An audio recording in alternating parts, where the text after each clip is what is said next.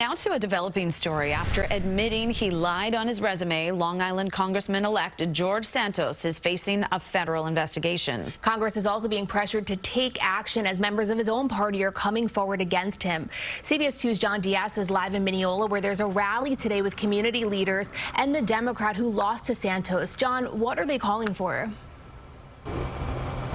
Good morning to both of you. Well, they are calling George Santos, in their words, a national embarrassment. And they say that there should be a proper ethics investigation done into this misconduct. And as you mentioned, members of his own party, they are now speaking out. They are not happy about all this, and they too are calling on similar investigations.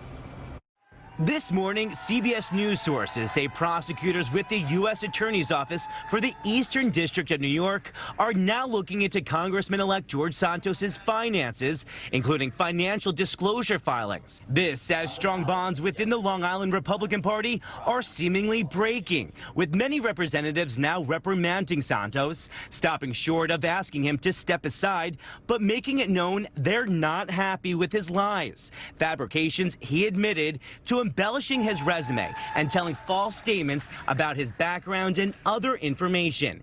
Incoming Representative Nick Lelota said, quote, "I believe a full investigation by the House Ethics Committee and, if necessary, law enforcement is required."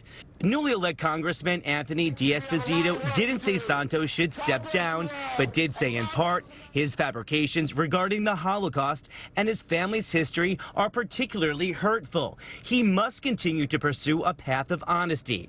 Congressional experts say if Santos does not resign, very little stands in the way of him being sworn in as scheduled on January 3rd. Once someone is sworn in as a member, really the only standard that the Constitution has set is that 2/3 of the House must agree in the case of an expulsion.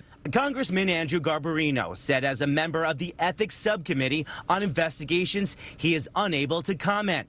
And Republican House Minority Leader Congressman Kevin McCarthy has not responded to requests for a comment. And New York State Attorney General Letitia James has also said that she, too, is looking into these fabrications. Now, if George Santos actually does step down, well, we are told that his seat will remain empty until the governor has a special election, which would include a primary in this spring. We're live this morning from Mineola. John Diaz, CBS 2 News. Thank you for that update, John.